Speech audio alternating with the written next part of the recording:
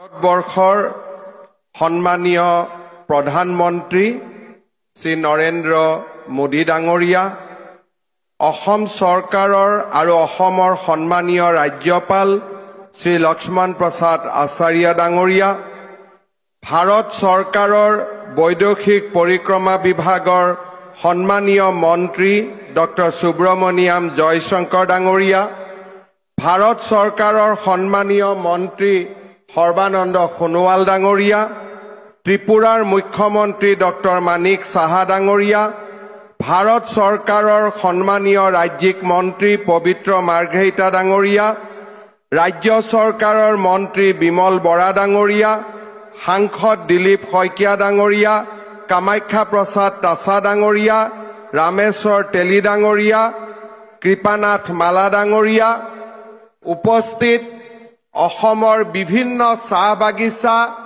আৰু বস্তি অঞ্চলৰ পৰা অহা সন্মানীয় ৰাইজ, উপস্থিত সুধীবৃন্দ, আই মাতৃসকল আৰু ঝুমুৰ নৃত্যত অংশ ল'বলৈ অহা কলা কুশলী আৰু শিল্পীসকল, মই সকলোকে এই মহামঞ্চলৈ আদৰণি জনাইছো।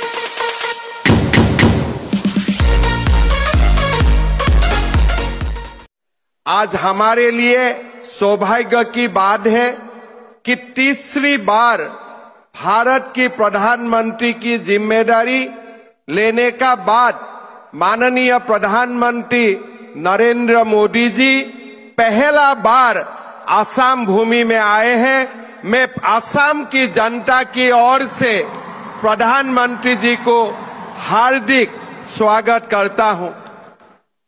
प्रधानमंत्री जी, आपने तीसरा बार दायित्व लेने का साथ साथ असम के लिए 3 बड़े काम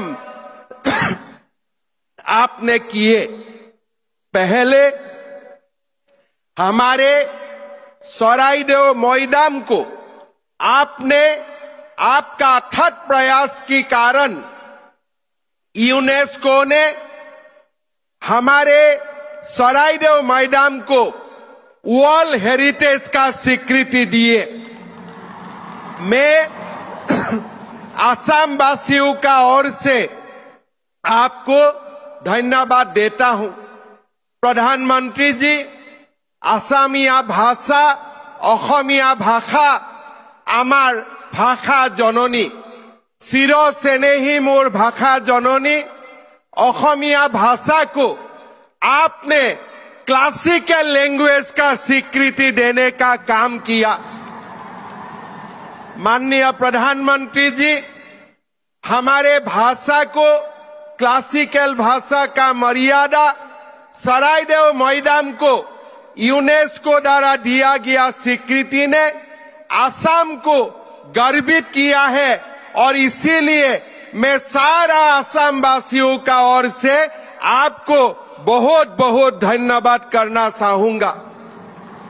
प्रधानमंत्री जी, इसका साथ साथ जो नामरूप में हमारे फर्टिलाइजर यूनिट एक्सपेंशन नहीं होने का कारण एक प्रकार बंद होने का कगार में चला गए थे, आपने इस बार भारत सरकार की बजट में आपने डिक्लेयर किए कि ये यूनिट को 12 लाख मेट्रिक टन तक बढ़ाया जाएगा।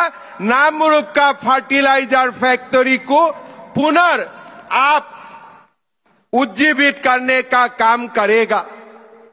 थोड़ी ही दिन हुए, थोड़ी ही दिन में 3 बड़ा काम आप असम के लिए किया है और आगे भी मेरा विश्वास है आप असम का जनता को ऐसे ही गर्वित होने का मौका देते रहेगा। मैं सबको निवेदन करूंगा, सब एक बार प्रधानमंत्री को अपना स्थान से खड़ा होके आप लोग प्रधानमंत्री जी को अभिनंदन कीजिए।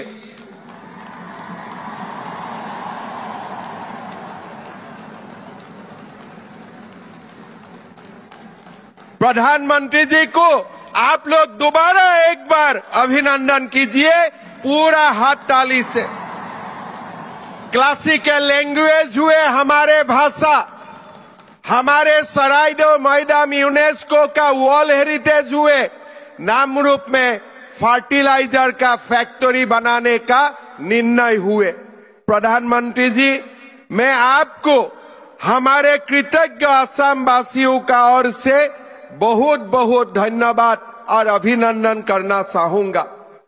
অসমৰ জাতীয় জীৱনৰ ইতিহাসত আজি এক অমিত উজ্জ্বল দিন। প্ৰায় 200 বছৰ পূৰ্বে জীৱিকাৰ তাগিদাত বিহাৰ, বংগ, উৰিষ্যা, মধ্যপ্ৰদেশ, অন্ধ্ৰপ্ৰদেশকে ধৰি দেশৰ বিভিন্ন প্ৰান্তৰ পৰা এছাম উদ্যমী কৰ্মঠ ভাৰতীয়ৰ পবিত্ৰ অসম ভূমিলৈ আগমন হৈছিল। এইসকল লোকে অসমলৈ আহি অসমকে নিজৰ মাতৃভূমি হিচাপে গ্ৰহণ কৰি সময়ৰ সোঁতত হাৰে হিমজুৱে অসমীয়া হৈ পৰিল। অসমৰ চাহ উদ্যোগৰ প্ৰসাৰত তেওঁলোকে মূল ভূমিকা লৈ 200 বছৰ আগতেই অসমত ঔদ্যোগিকৰণৰ এক বিশাল ভেটি নিৰ্মাণ কৰিলে। বৃহত্তৰ অসমীয়া জাতি গঠন প্ৰক্ৰিয়াত অমূল্য অৱদান আগবঢ়াই কলা সংস্কৃতি ৰীতি নীতিৰে অসমৰ চাহ বাগিচা আৰু আদিবাসী সম্প্ৰদায়ৰ লোকসকলে অসমীয়া জাতিক সমৃদ্ধ কৰিলে। কালক্ৰমত তেওঁলোকে চাহ জনগোষ্ঠী আদিবাসী হৈ পৰিল। অসমৰ চাহ উদ্যোগৰ 200 বছৰীয়া গৌৰৱময় ইতিহাসৰ সোঁৱৰণ আৰু জনগোষ্ঠীটোৰ প্ৰতি শ্ৰদ্ধা নিবেদন কৰি তাৰ আন্তৰিক প্ৰয়াস হিচাপে আজি আমি এই পবিত্ৰ স্থানত 8,800ৰো অধিক যুৱক যুৱতীৰ দ্বাৰা অসমৰ চাহ জনগোষ্ঠী লোকৰ হৃদয়ৰ স্পন্দন জুমুৰক প্ৰদৰ্শন কৰিবলৈ আগবাঢ়িছো। শ্ৰদ্ধাৰ ৰাইজ, আজি আমি গৌৰৱেৰে সৈতে মনত পেলাম যে অসমৰ সংস্কৃতি আৰু অসমৰ কলা কৃষ্টিলৈ আমাৰ চাহ বাগিচা আৰু আদিবাসী লোকৰ সমৃদ্ধ বৰঙণি। আসাম মৰলে হামৰাও মৰব কোনো ভুল নাই ৰে, জীবনে মৰণে আসাম হামৰা সোনাৰ আসাম দেশ ৰে। এয়া অসমৰ চাহ বাগিচাৰ জনগোষ্ঠীৰ লোকৰ হৃদয়ৰ স্পন্দন। মই আজিও কৃতজ্ঞতাৰে সোঁৱৰণ কৰো ভাৰতৰ স্বাধীনতা আন্দোলনত অসমৰ প্ৰথম মহিলা শ্বহীদ তেজপুৰৰ মালতী মেমক। আজি মই কৃতজ্ঞতাৰে সোঁৱৰণ কৰিম অসম আন্দোলনত শ্বহীদ হিচাপে স্বীকৃতি লাভ কৰা বাধনা ওৰাঙক।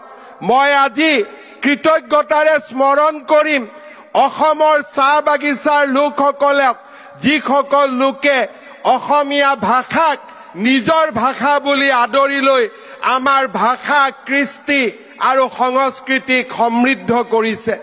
আজিৰ এই ঝুমুৰ প্ৰদৰ্শন অসমৰ চাহ বাগিচা আৰু আদিবাসী লোকলৈ অসমবাসীৰ কৃতজ্ঞতা।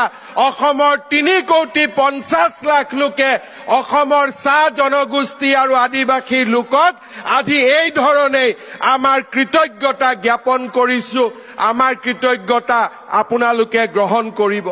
শ্ৰদ্ধা ৰাইজ, এই পবিত্ৰ মঞ্চত আমি আপোনালোকক আকৌ এবাৰ ঘোষণা কৰিব খুজিছো, চৰকাৰী চাকৰিত তৃতীয় আৰু চতুৰ্থ শ্ৰেণীৰ বাবে 3% সংৰক্ষণ, অসমৰ চাহ বাগিচাত হাইস্কুলৰ নিৰ্মাণ, 300তকৈও অধিক আয়ুষ্মান আৰোগ্য মন্দিৰৰ নিৰ্মাণৰ পিছত আমি আজি আপোনালোকক প্ৰতিশ্ৰুতি দিছো যে সময়ৰ লগত আপোনালোকৰ লগত আমি একেলগে কাম কৰি অসমৰ চাহ বাগিচাৰ লাইনত বাস কৰা প্ৰতিগৰাকী চাহ শ্ৰমিকক সেই মাটিৰ অধিকাৰ আমি প্ৰদান কৰিম।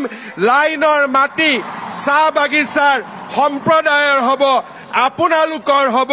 সেই প্ৰতিশ্ৰুতি মই আজি আকৌ এবাৰ আপোনালোকৰ আগত মাননীয় প্ৰধানমন্ত্ৰী ডাঙৰীয়া আৰু অসমৰ জনসাধাৰণক সন্মুখত ৰাখি মই সেই প্ৰতিশ্ৰুতি আকৌ এবাৰ আপোনালোকৰ ওচৰত দিব বিচাৰিছো।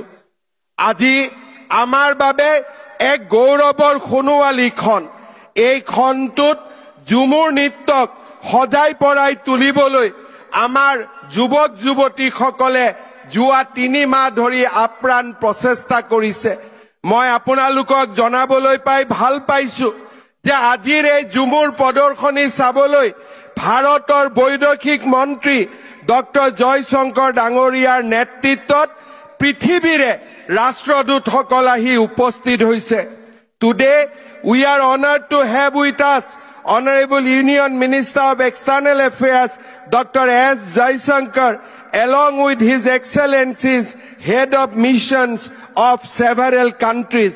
I extend my warm welcome to them and sincerely thank them for their presence in this event. মই সকলোকে আহ্বান জনাম আপোনালোকে এটা দীঘলীয়া হাততালিৰে আমাৰ ৰাষ্ট্ৰদূতসকলক আদৰণি জনাওক With this we want to welcome all the excellencies and the head of mission to this beautiful state of Assam মই আৰু দীঘলীয়াকৈ আপোনালোকক ক'ব খোজা নাই এটাই মাত্ৰ অনুৰোধ কৰিম বহুতে কয় যে ঝুমুৰ নৃত্য ঝাৰখণ্ডৰ পৰা আহিছে ঝুমুৰ নৃত্য ছত্তীশগড়ৰ পৰা আহিছে নহয় এই ঝুমুৰ নৃত্যত অসমৰ চাহ বাগিচাৰ সন্তানসকলে কৰা তেওঁলোকে অসমৰ ভূমিলৈ কৰা অৱদানৰ সুন্দৰ বৰ্ণনা ইয়াত নিহিত হৈ আছে চাহ শ্ৰমিকসকলে কেনেকৈ অসম মাতৃক নিজৰ ৰাজ্য হিচাপে আদৰণি লৈছে তাৰ বৰ্ণনা এই ঝুমুৰ নৃত্যত সমাহিত হৈ আছে এই ঝুমুৰ অসমীয়া সংস্কৃতিৰ এক উৎকৃষ্টতম উপাদান আৰু এই ঝুমুৰক লৈ অকল চাহ বাগিচা আদিবাসী নহয় প্ৰতিগৰাকী অসমীয়াই গৌৰৱ অনুভৱ কৰিব তাক মই দ্বিধাহীনভাৱে ক'ব পাৰো পুনৰ এবাৰ মই আপোনালোকক এই সুন্দৰ মঞ্চলৈ স্বাগতম জনাইছো मैं दोबारा एक बार भारत का माननीय प्रधानमंत्री नरेंद्र मोदी जी को मैं स्वागत करता हूं मेरा विश्वास है आज मोदी जी ने यहाँ उपस्थित होके हमारे चाह बागान की और आदिवासी लोगों का जो श्रम है जो परिश्रम है ये सारे को एक स्वीकृति देने का काम किए हैं मैं सारे लोगों का ओर से असम का जनता का ओर से दोबारा एक बार प्रधानमंत्री जी को अपना धन्यवाद देते हुए अपना अभिनंदन देते हुए मेरा वाणी को मैं यही विराम देता हूं धन्यवाद जय हिंद वंदे मातरम जय असम